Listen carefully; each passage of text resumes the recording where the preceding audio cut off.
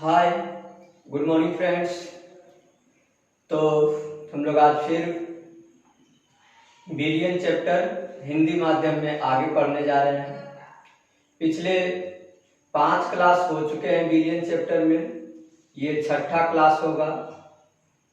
और हम लोग बीडीएन चैप्टर्स में पिछले 2 क्लास से कुछ न्यूमेरिकल्स बना रहे थे, जिसमें मोलरता पे आधारित न्यूमेरिकल्स बनाए।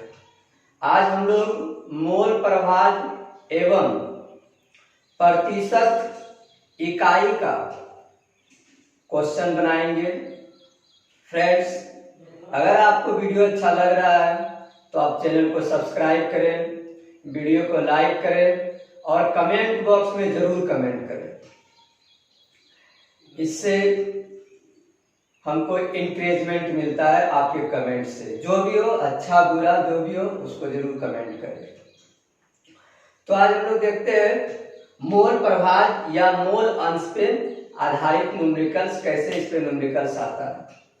तो सिंपल है, फार्मूला पुटिंग न्यूमेरिकल आता है। इस पे कोई ज्यादा न्यूमेरिकल, हार्ड न्यूमेरिकल आता नहीं है और कुछ नहीं करना है आपको। जैसा कि एक सवाल में दिया गया है, 2 मोल नाइट्रोजन और 8 मोल ऑक्सीजन से बने विलयन में नाइट्रोजन और ऑक्सीजन का मोल प्रभाज ज्ञात कीजिए। तो आप यहाँ पर देख ले रहे हैं कि 2 पदार्थ नाइट्रोजन और ऑक्सीजन से एक विलयन बना रहा है, जिसमें नाइट्रोजन का 2 मोल है, ऑक्सीजन का कितना 8 मोल है। तो अमाउंट ऑफ मोल के आधार पे आप इसमें विलय और विलायक का क्या कर सकते हैं, डिटरमाइन कर सकते हैं। विलय और विलायक को पता लगा सकते हैं। तो आप देखिए कि नाइट्रोजन का इसमें क्या हो गया है, नाइट्रोजन इसमें 2 मोल नाइट्रोजन है, इसलिए ये विलय हो गया है। 8 मोल ऑक्सीजन है, इसलिए ये विलायक हो गया। अमाउंट के आधार पे नाइट्रोजन का कम है, ये विलय हो गया, ऑक्सीजन का ज्यादा, ये विलायक हो गया। तो अब हम लोग को क्या करना है, विलयन में नाइट्रोजन और ऑक्सीजन का मोल प्रभाज ज्ञात कीजिए। तो नाइट्रोजन हो गया विलय, ऑक्सीजन हो गया विलायक। तो यानी यहाँ पर विलय के मोल प्रभाज का फॉर्मूला लगा देना है, ऑक्सीजन निकालने के लिए विलायक का मोल का प्रभाज का फॉर्मूला लगा देना है। तो अब आपको देखना है फॉर्मूला में, यहाँ पे तो क्या लिखेंगे, विलय ना लिख करके नाइट्रोजन ही लिखते हैं। नाइट्रोजन का मोल प्रभाज, नाइट्रोजन का मोल प्रभाज,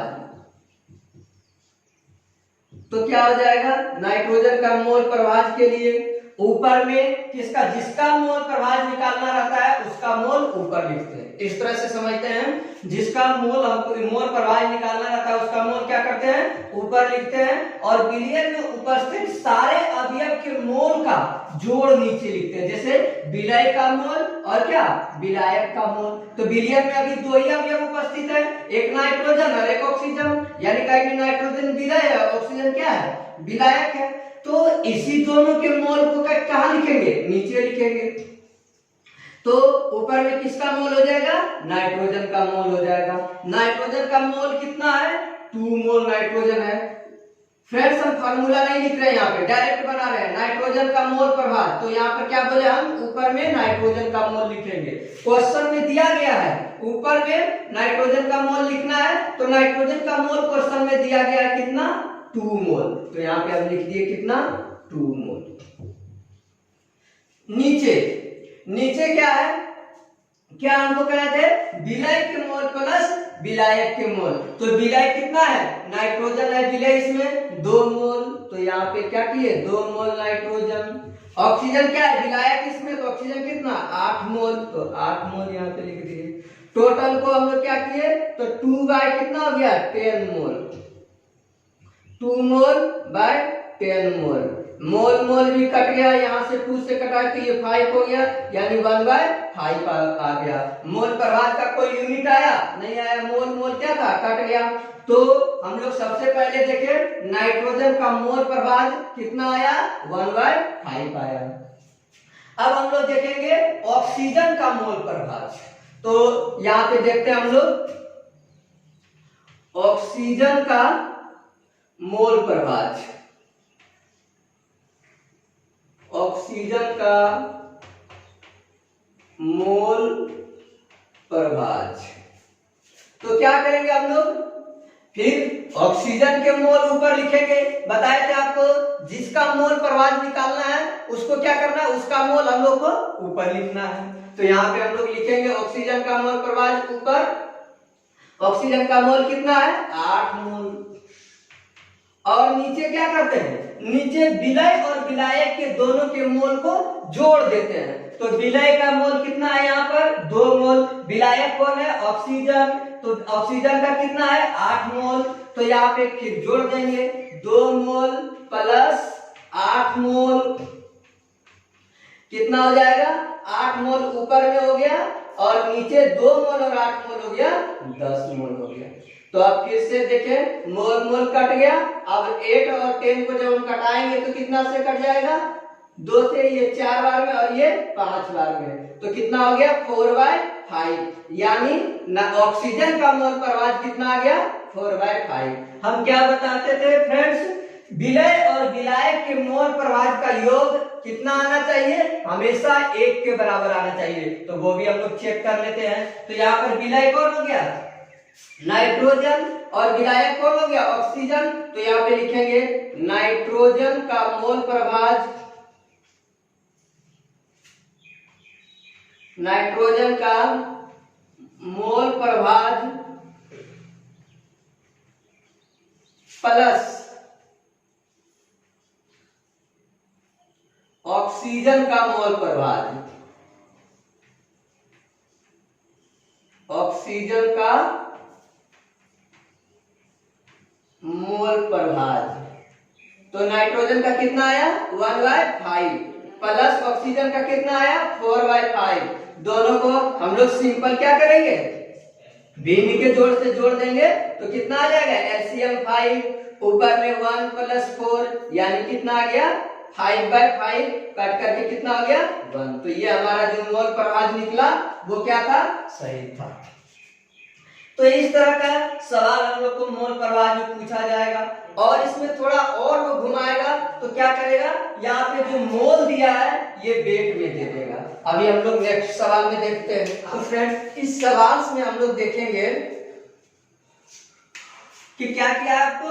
अब उस समय पिछले सवाल में हम लोग देखे कि जहां पे आपको मोल दिया था वहां पे अब ये वेट दे दिया है। तो सिंपल सी है, वेट को हम लोग को किस में कन्वर्ट कर लेना है, मोल में कन्वर्ट कर लेना है। तो कैसे कन्वर्ट करेंगे, तो यहां लिखेंगे नाइट्रोजन की मोल, नाइट्रोजन के मोल की संख्या,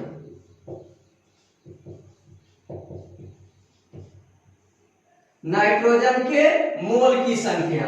तो क्या करते हैं, मोल निकालने के लिए वेट में, दिए गए वेट में से उसके मोलिकुलर वेट से भाग दे देते हैं। नाइट्रोजन का वेट कितना दिया गया है आपको 28 ग्राम। तो नाइट्रोजन के मोलिकुलर वेट कितना होता है, तो नाइट्रोजन का मोलिकुलर वेट होता है 14। तो यहाँ पे हम लोग अगर नाइट्रोजन को इस तरह से समझे कि नाइट्रोजन किस कंडीशन में रहता है N2, ऑक्सीजन किस कंडीशन में रहता है O2 के कंडीशन में। तो यहाँ पर हम लोग क्या करेंगे, N2 मतलब कितना हो गया, N2 मतलब इसका हो गया एक नाइट्रोजन का एटॉमिक वेट होता है 14, तो 2 नाइट्रोजन का हो गया यहाँ पर क्या 28। ऑक्सीजन में क्या देखेंगे हम लोग, एक ऑक्सीजन का होता है 16, तो 2 ऑक्सीजन का यहाँ पर कितना हो जाएगा 32। ये इसलिए हम लोग कह रहे हैं कि नाइट्रोजन हमेशा, ये गैसियस एटम है और गैसियस एटम हमेशा किसमें रहता है, मॉलिक्यूल्स के फॉर्म में रहता है, N2 की तरह रहता है और O2 की तरह रहता है। तो यहाँ पर हम लोग 28 ग्राम नाइट्रोजन लिए हैं। तो N2 है, N2 कहने का मतलब इसका मोलिकुलर वेट कितना हो गया 28। तो यहाँ पर मोलिकुलर वेट लिखेंगे और फिर नाइट्रोजन की इधर ही बना देते हैं। नाइट्रोजन का वेट कितना 28 ग्राम, मोलिकुलर वेट कितना 28, तो दोनों काट करके कितना आ गया 1 मोल आ गया। अब हम लोग ऑक्सीजन के मोल देखेंगे।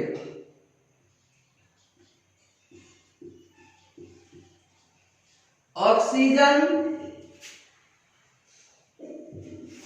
के मोल की संख्या, ऑक्सीजन के मोल की संख्या कितना, फिर से वेट बाय मोलिकुलर वेट, अब ये फार्मूला नहीं लिख रहे हैं, वेट कितना दिया है ऑक्सीजन का 128 ग्राम। 128 ग्राम ऑक्सीजन के मोलिकुलर वेट कितना आ रहा है 32। तो यहां से हम लोग क्या करेंगे 32 से भाग दे देंगे, तो कितना बार में 4 गुना 8 4 तिया 12, यानी 4 बार में क्या हो गया ये कट गया, तो ये कितना आ गया 4 मोल आ गया। तो अब आप देखिए क्या दिया गया, नाइट्रोजन कितना दिया आपके पास 1 मोल दिया है, ऑक्सीजन कितना दिया गया है 4 मोल दिया गया है। तो अब क्या विलय कौन हो गया नाइट्रोजन हो गया, विलायक कौन हो गया ऑक्सीजन हो गया। तब हम लोग सिंपल से बना लेंगे, मोल में आ ही गया है तो फिर क्या लिखेंगे नाइट्रोजन का मोल प्रभाज, नाइट्रोजन का मोल प्रभाज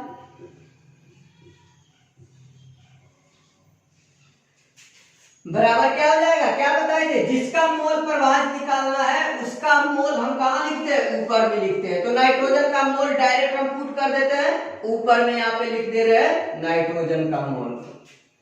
और विलयन में उपस्थित विलय और विलायक के मोल का योग होता था नीचे, विलय के मोल और प्लस विलायक के मोल। तो आपका विलय पता चल गया है नाइट्रोजन है जो कितना है 1 मोल, और विलायक पता चल गया जो ऑक्सीजन है वो कितना है 4 मोल। तो यहां पर क्या हो गया 1/5 मोल, यानी नाइट्रोजन का जो मोल प्रभाज आया कितना है 1/5 आ गया।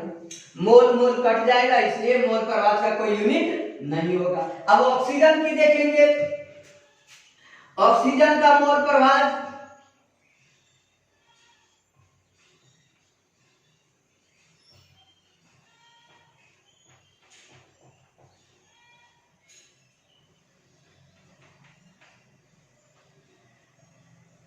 तो क्या करेंगे ऑक्सीजन का मोल ऊपर लिखेंगे, ऑक्सीजन कितना आया है 4 मोल आया है, और नीचे विलय और विलायक के मोल लिखते हैं। तो विलय कितना है, विलय मेरा 1 मोल है और विलायक कितना 4 मोल है।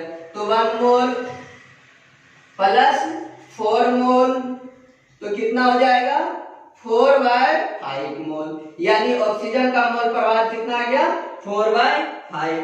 अब अगर हम इस दोनों के विलय के और विलाय के मोल प्रभाज को योग करेंगे तो कितना आना चाहिए 1 आना चाहिए। तो हम लोग देख लेंगे यहां से नाइट्रोजन का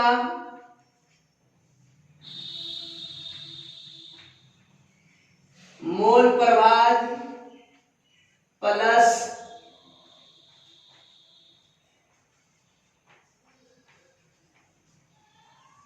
ऑक्सीजन का मोल प्रभाज कितना हो जाएगा, नाइट्रोजन का मोल प्रभाज 1/5, ऑक्सीजन का मोल प्रभाज 4/5, यानी दोनों को ऐड कर देंगे तो कितना हो जाएगा, सिंपल देखिए भिन्न के जोड़ से, तो एलसीएम 5 ऊपर 1 + 4 यानी 5/5, दोनों कट गया कितना आ गया 1। तो हम लोग को ये मोल प्रभाज जो निकाले वो सही है। तो फ्रेंड्स ये दो तरीका से आपको मोल प्रभाज निकालने के लिए कह सकता है। पहला तरीका क्या करे वो मोल के टर्म में ही दे दे, दूसरा तरीका क्या करे वो वेट दे दे और आपको वेट से क्या करना है मॉलिक्यूलर वेट से भाग दे करके मोल निकाल लेना है और उसके बाद फिर सवाल को सॉल्व कर लेना है।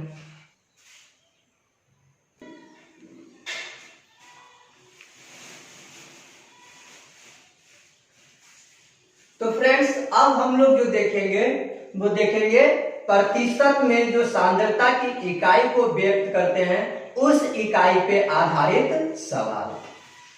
तो हम आपको बताए थे प्रतिशत में जो सांद्रता की इकाई को व्यक्त किया जाता है वो 3 प्रकार के प्रतिशत हम आपको बताए थे। प्रतिशत में सांद्रता की इकाई को व्यक्त करने वाले यूनिट्स को जो है 3 तरह की यूनिट होता है जिसमें व्यक्त किया जाता है। तो पहला यूनिट क्या था, पहला यूनिट था द्रव्यमान प्रतिशत जिसे हम लोग परसेंटेज वेट बाय वेट भी कहते हैं। दूसरा यूनिट था द्रव्यमान आयतन प्रतिशत जिसे हम लोग परसेंटेज वेट बाय वॉल्यूम भी कहते हैं। और तीसरा यूनिट था आयतन प्रतिशत जिसे हम लोग क्या कहते हैं परसेंटेज वॉल्यूम बाय वॉल्यूम भी कहते हैं। तो हम लोग सबसे पहला पर आज सवाल देखेंगे। तो उसमें सबसे पहला क्या था, द्रव्यमान प्रतिशत। द्रव्यमान प्रतिशत को हम लोग कैसे डिफाइन किए थे? द्रव्यमान प्रतिशत को हम लोग डिफाइन किए थे 100 ग्राम। देखिए प्रतिशत है तो प्रतिशत में हम लोगों को यहाँ पर क्या लेना है, प्रतिशत का मतलब 100, तो हम लोगों को यहाँ पर 100 से ही रिलेट करके लेना है। अगर मास है तो 100 ग्राम लेंगे, और अगर आयतन है, वॉल्यूम है, तो 100 ml लेंगे। तो यहाँ पर क्या है, परसेंटेज वेट बाय वेट, यानी विलय का भी जो वेट होगा और इसमें क्या होगा, विलयन का भी क्या होगा, भार होगा। जैसे आप ये फार्मूला देख लीजिए, द्रव्यमान प्रतिशत बराबर, तो क्या लिखे हैं ऊपर, विलय का द्रव्यमान किसमें, ग्राम में, और विलयन का द्रव्यमान किसमें, ग्राम में। तो हम लोग इसी से अगर इसको डिफाइन करें, इसको परिभाषित करें, तो क्या कहेंगे, 100 ग्राम विलयन में उपस्थित विलय के द्रव्यमान को क्या कहते हैं, द्रव्यमान प्रतिशत कहते हैं। आप सिंपल परसेंटेज में पढ़ते हैं कि 100 रुपया का 10 रुपया कितना परसेंट हुआ, तो 10% हुआ। तो उसी तरह से हम लोग यहाँ पे समझेंगे 100 ग्राम विलयन में जितना विलय का मात्रा हो जाएगा वही क्या हो जाएगा, विलय का प्रतिशत हो जाएगा। तो वही यहाँ पर क्या हो जाएगा, द्रव्यमान प्रतिशत हो जाएगा। तो उसी से हम लोग डिफाइन करते हैं 100 ग्राम विलयन में उपस्थित विलय की मात्रा को क्या कहते हैं, विलयन का द्रव्यमान प्रतिशत कहते हैं। एक्चुअली हम लोगों को ये जो कंसंट्रेशन निकालना रहता है वो हमेशा क्या निकालना रहता है कि विलयन में विलय की मात्रा कितना है। विलय की मात्रा को आप प्रतिशत में बताइए, विलय की मात्रा को आप चाहे मोलारिटी में बताइए, चाहे मोलारिटी में बताइए। तो यहाँ पर हम लोग जो यूनिट देख रहे हैं वो किसका देख रहे हैं, प्रतिशत में देख रहे हैं। तो फ्रेंड्स यहाँ पे समझना है द्रव्यमान प्रतिशत। द्रव्यमान प्रतिशत को अभी हम लोग परिभाषित किए कि 100 ग्राम विलयन में उपस्थित विलय की मात्रा को हम लोग क्या कहते हैं, विलय का द्रव्यमान, विलयन का द्रव्यमान प्रतिशत कहते हैं। और उसका फॉर्मूला ऊपर में भी यहाँ पर द्रव्यमान प्रतिशत इक्वल टू विलय का द्रव्यमान बटे विलयन का द्रव्यमान। अब आपको इससे आधारित सवाल बनाना है। इससे आधारित सवाल क्या दिया हुआ रहेगा आपके में, तो आपको देखिए सिंपल सा सवाल रहेगा। सवाल है, क्वेश्चन है 1.75 ग्राम NaCl को 5.85 ग्राम जल में घोला गया। जल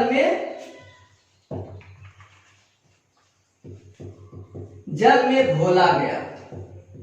सिंपल सवाल कह रहा है कि 1.75 ग्राम NaCl को 5.85 ग्राम जल में क्या किया गया, घोला गया। तो विलयन में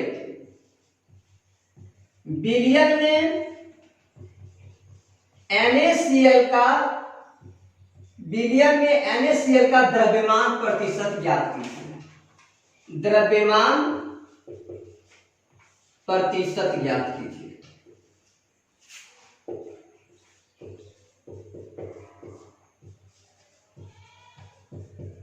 द्रव्यमान प्रतिशत ज्ञात कीजिए। तो 1.75 ग्राम NaCl घुला हुआ है, किसमें घोला गया, जल में घोला गया।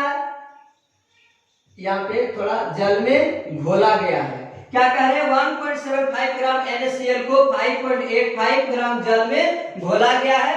तो विलयन में हमको NaCl का द्रव्यमान प्रतिशत ज्ञात कीजिए। ये है आपके पास क्वेश्चन। सिंपल है, द्रव्यमान प्रतिशत निकालना है। आपको क्या करना है, देखिए फॉर्मूला देखिए, चाहिए आपको विलय का द्रव्यमान चाहिए, विलयन का द्रव्यमान चाहिए। तो आप क्या करेंगे, विलय का द्रव्यमान, विलय कौन हो गया इसमें, NaCl हो गया। NaCl जो घोला गया है, जो जल में घुला हुआ है, तो जो घुलता है वही क्या होता है, विलय होता है। तो यहाँ पर हम लोग लिखेंगे विलय NaCl का द्रव्यमान, विलय NaCl का द्रव्यमान कितना हो गया आपके पास, 1.75 ग्राम हो गया। अब आपको चाहिए विलयन का द्रव्यमान। तो विलयन में देखिए NaCl भी है और जल भी है।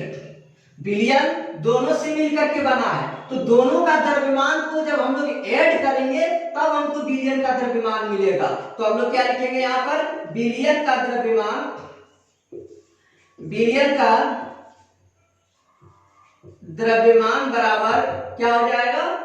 विलयन का द्रव्यमान बराबर हो जाएगा NaCl का द्रव्यमान और जल का द्रव्यमान। तो ये भी लिख सकते हैं विलय के द्रव्यमान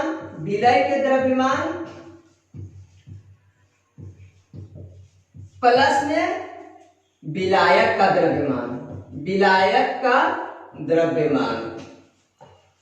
द्रव्यमान, तो आप देखिए विलय का द्रव्यमान प्लस में विलायक का द्रव्यमान। विलय का द्रव्यमान कितना है आपके पास? विलय NaCl है तो ये हो गया 1.75 और विलायक कौन सा है? जल है तो ये हो गया 5.85। अब आप दोनों को ऐड कर दीजिए तो कितना हो जाएगा? 7.67 हो गया किसका? विलयन का द्रव्यमान। तो अब आपको क्या करना है? प्रतिशत निकालना है, द्रव्यमान प्रतिशत। तो फॉर्मूला लिख दीजिए, द्रव्यमान प्रतिशत किसका? NaCl का। यहाँ पे एक बार आगे भी लिख दीजिए NaCl का द्रव्यमान प्रतिशत। तो NaCl का द्रव्यमान प्रतिशत बराबर क्या हो गया? विलय का द्रव्यमान, विलय कौन है? NaCl है तो 1.75 ग्राम विलय। उसके बाद क्या है?